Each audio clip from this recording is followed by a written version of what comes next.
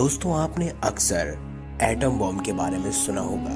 सबसे पहला atom bomb Hiroshima Nagasaki पर अमेरिका द्वारा गिराया गया था, लेकिन वो सिर्फ एक एटम बॉम्ब था।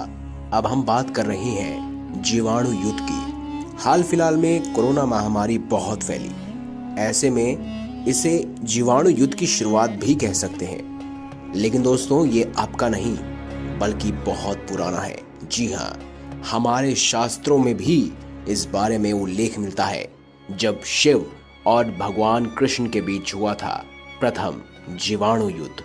चलिए इसके बारे में जानते हैं, आखिर क्या थी वो घटना, क्यों हुआ था सबसे प्रथम जीवाणु युद्ध। नमस्कार, आप देख रहे हैं महादेव दर्शन। अगर अभी तक आपने हमारे चैनल को सब्सक्राइब नहीं किया तो देर किस बात की, चैनल को सब्सक्राइब जरूर कीजिए। दोस्तों, भगवान श्री कृष्ण के पास यूं तो कई सारे दिव्यास्त्र थे, लेकिन सुदर्शन चक्र मिलने के बाद सभी और उनकी साख बढ़ गई थी। शिव जी सावंत की किताब युगांधार अनुसार श्री कृष्ण को भगवान परशुराम ने सुदर्शन चक्र प्रदान किया था, और तो दूसरी ओर वह पशुपतास्त्र चलाना भी जानते थे। पशुपतास्त्र शिव के बाद श्री कृष्ण और अर्जुन के पास ही था। इसके अलावा उनके पास प्रसवपास्त्र अर्थ भी था, जो शिव जी, वसुगण और भीष्म के पास भी था। प्रचलित मान्यताओं के अनुसार कृष्ण ने असम में बाणासुर और भगवान शिव से युद्ध के समय माहेश्वर ज्वर के विरुद्ध वैष्णव ज्वर का प्रयोग कर विश्व का प्रथम जीवाणु युद्ध लड़ा था। हालांकि यह शोध का विषय हो सकता है, तो चलिए जानते हैं इस खास विषय के बारे में कि सबसे पहला जीवाणु युद्ध कैसे लड़ा गया और इन दोनों के बीच ही सबसे बड़ा युद्ध क्यों हुआ। कहते हैं भगवान कृष्ण से प्रद्युम्न का और प्रद्युम्न से अनिरुद्ध का जन्म हुआ। प्रद्युम्न के पुत्र और कृष्ण के पौत्र अनिरुद्ध की पत्नी के रूप में उषा की ख्याति है। अनिरुद्ध की पत्नी उषा शोणितपुर के राजा वाणासुर की कन्या थी। अनिरुद्ध और उषा आपस में प्रेम करते थे और उषा ने अनिरुद्ध का हरण कर लिया था। वाणासुर को अनिरुद्ध उषा का प्रेम पसंद नहीं था। उसने अनिरुद्ध को बंधक बना लिया था। वाणासुर को शिव का वरदान प्राप्त था।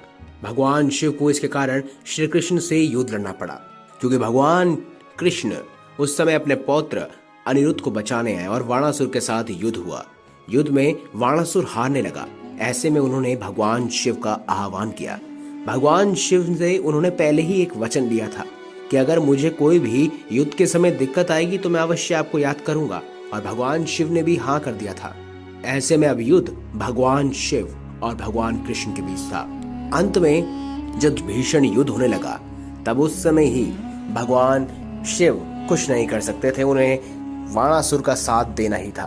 और भगवान श्री कृष्ण भगवान शिव पर हथियार नहीं चला सकते थे, क्योंकि वह उनके आराध्य देव माने जाते हैं। ऐसे में उन्होंने आपस में सुलह मशवरा किया और उन्होंने उस समय सोचा कि क्यों ना विश्व का पहला जैविक हथियार चलाया जाए।